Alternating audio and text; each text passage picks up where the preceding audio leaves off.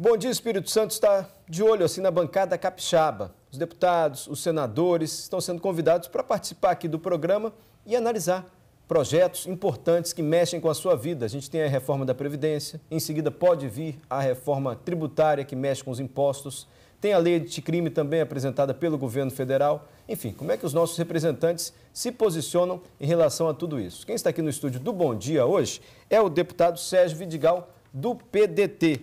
Deputado, obrigado pela presença. Bom dia para o senhor. Nossa ideia justamente é saber como é que os nossos representantes estão avaliando esse momento do país, né? Porque a gente vê tantas propostas de reforma que são consideradas tão importantes. Obrigado por ter vindo. Bom dia, Mário, bom dia, Fabíola. Bom dia. O pessoal que trabalha com o senhor já disse, olha, o deputado tem notícia aí sobre a BR-101 e o contorno do Mestre Álvaro. Então a gente já começa perguntando assim, porque interessa muito a quem mora na Serra, quem mora aqui na Grande Vitória. Sobre a BR-101, que o grande problema nosso é a concessão, né? E nós tínhamos no mandato anterior uma comissão especial que acompanhava a execução e fiscalizava a concessão da BR-101, que é a Eco-101. Ao terminar o mandato, ela também se extinguiu e o presidente da casa pautou para essa semana um requerimento nosso para que retorne com a comissão, porque nós tivemos agora mesmo recentemente uma operação da Polícia Federal em relação aos laudos emitidos e a gente já tinha detectado lá atrás algumas irregularidades em relação à concessão da BR-101, como da grande parte das concessões do Brasil.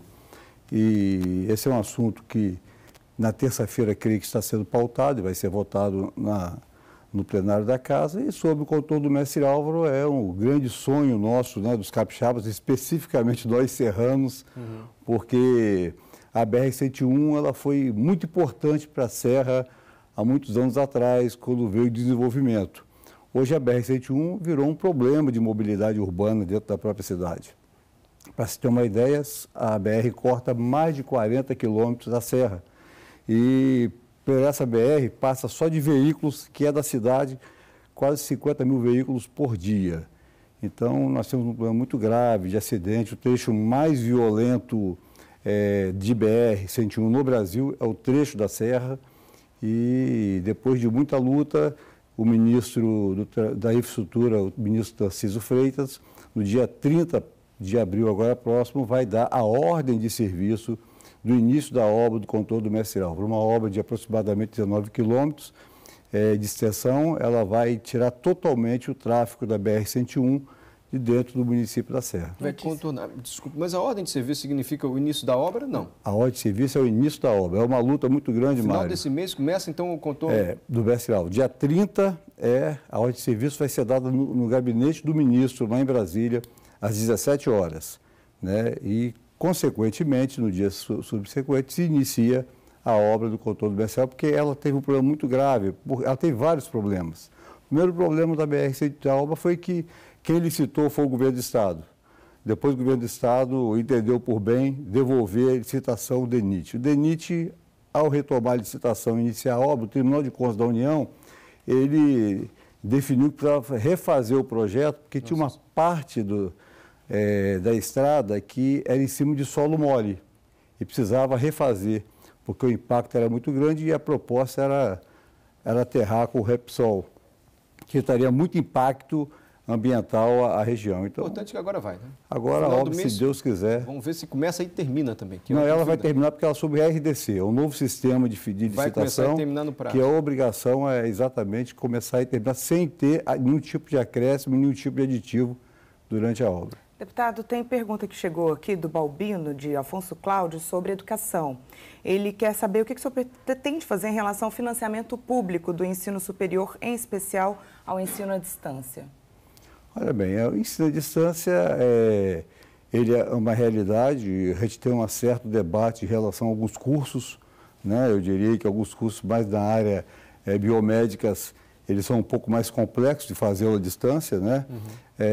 Mas o que depende hoje é da fonte de financiamento do governo federal. Nós estamos aí vivenciando um momento grave, mas nós entendemos que é necessário e é preciso que o governo aloque recursos para que se possa realmente garantir o ensino à distância do nível superior. Agora, é bom lembrar o Balbino que o grande problema do Brasil está exatamente na educação básica, né? Aqui no ensino fundamental, e na educação infantil. Então, nós estamos trabalhando hoje para que se mantenha o financiamento do Fundeb para a educação infantil e ensino fundamental e ensino médio no Brasil. Deputado, vamos falar de aposentadoria. O país inteiro discute a reforma da Previdência. A Comissão de Constituição e Justiça deve votar, devia ter votado, não votou ainda.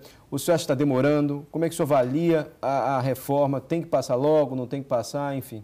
Olha bem, eu sou favorável a todas as reformas que puderem acontecer, né? Porque no imaginário nosso, reforma é uma coisa que vai melhorar a nossa vida, né? E tem que melhorar, né? As pessoas quando reformam suas casas, as mulheres quando reformam seu guarda-roupa, né? A expectativa que tem que vai ficar uma coisa muito melhor. Essa é a expectativa também que nós temos sobre reforma. Eu queria, Mário, antes de falar da reforma, eu preciso falar uma coisa importante. Eu tenho 61 anos de idade, sou médico, não sou aposentado e quando me aposentar, irei me aposentar como médico e não por nenhum tipo de sistema previdenciário, parlamentar ou que traga qualquer tipo de benefício. Por que eu estou falando isso? Porque quando a gente começa a fazer alguma crítica a alguns pontos da reforma, as pessoas imaginam, não, mas você é privilegiado. Primeiro que eu gostaria muito que essa reforma acabasse com os privilégios. Se você observar da onde vai se tirar o dinheiro para a economia de 1 trilhão de reais, ela não sairá de quem tem privilégios. 750 bilhões ela vai sair do regime geral de previdência social. Hoje, a grande parte desses trabalhadores recebe, em média, 2 salários mínimos, né? A média dá R$ 1.400 a R$ 1.500 por aposentado. Segundo, vai sair do BPC e também do abono salarial, que é do PIS/PASEP. Então, você observa que o discurso não é real. Mas o governo disse que os mais pobres não serão prejudicados na avaliação do governo, porque eles já se aposentam hoje com essa idade proposta aí, essa idade mínima, e quando vai igualar o salário de todo mundo, por exemplo, o deputado vai ganhar igual alguém ganha o teto do INSS, então não vai ter mais aposentadoria de 30 mil, não é o caso dos deputados, mas todo mundo ganharia no máximo aí 5 mil, que é o salário do INSS. Mas se você observar, a lei que foi aprovada em 2013, ela já determina que o regime de servidor público civil, ele é o teto do INSS, que é R$ 5.300. Mas os que entraram anteriormente? A lei não pode retroagir para penalizar. Infelizmente, no Brasil, a gente não acordou para isso. Uhum. A lei não pode, de repente, tirar direitos adquiridos. Mas não está claro para mim assim, porque o senhor disse que é a favor da reforma, mas o senhor está ponderando... Então, eu vou dizer aonde que eu sou a favor da reforma. Eu sou a favor da reforma com a retirada da DRU. Tem que desvincular, porque desde 94, em 94, 20% de todas as contribuições sociais iam para o orçamento da União. Atualmente é 30% que vai para o orçamento da União. Quer dizer, o recurso de contribuição social que chega aos cofres públicos federais, tira-se 30% e a União administra ele. Uhum. Quando o governo fala que vai acabar com essa desvinculação, eu concordo plenamente. Eu acho que tem que terminar mesmo, né? Segundo, rediscutir a idade mínima. Acho que tem que rediscutir. Vou dar um exemplo, eu sou médico. Qual a dificuldade de um médico trabalhar até os 65 anos de idade? Nenhuma. Mas nós temos algumas categorias que não é fácil trabalhar até os 65 anos de idade. Vou citar uma que é da nossa área urbana, o coletor de lixo, aquele que passa de mercearia na sua porta correndo atrás do caminhão. Eu não sei se aos 65 anos de idade ele terá condições de ficar realmente coletando lixo. Do jeito que está proposto, o senhor não vai votar a favor da reforma? Não, do jeito que é proposto, até porque a proposta não pode votar pontos. Ou você vota nela ou não vota. Qual é a expectativa que você tem? Primeiro, a gente está tentando, na Comissão de Justiça, tirar alguns jabutis que estão dentro da reforma, né? Por exemplo, eu não posso me permitir votar uma reforma que vai tirar 200 bilhões de reais do abono salarial, que é o PIS/PASEP. PIS/PASEP, ele não é dinheiro de previdência, ele é recurso do Fundo do Amparo do Trabalhador. Então, vai se penalizar 20 milhões de trabalhadores que estão na ativa para poder reduzir esse gasto. Eu acho que o Brasil tem que reduzir gasto, tem, mas nós temos outros mecanismos no país para poder reduzir gastos. E eu acho que deveríamos ampliar esse debate. Agora, tem deputado dizendo ainda que o texto não está claro, tem dados que não estão transparentes. Como que o senhor vai ver? Como o senhor vê isso? Acredita que amanhã vai ser votado mesmo ou pode ser adiado mais uma vez? Olha bem, eu creio que vai votar porque o governo deve estar se mobilizando para ter maioria. Eu acho que esse também é um outro erro do governo. Eu quero deixar bem claro que eu não sou nenhuma oposição intransigente, mas também não sou da base do governo. Eu tenho que votar pelo convencimento e não pelos acordos, né? E pelo meu compromisso com a sociedade. Então, eu creio que é até possível que eles votem. O que ocorre com o governo hoje é que eles são desarticulados. Eles não conseguem se entender.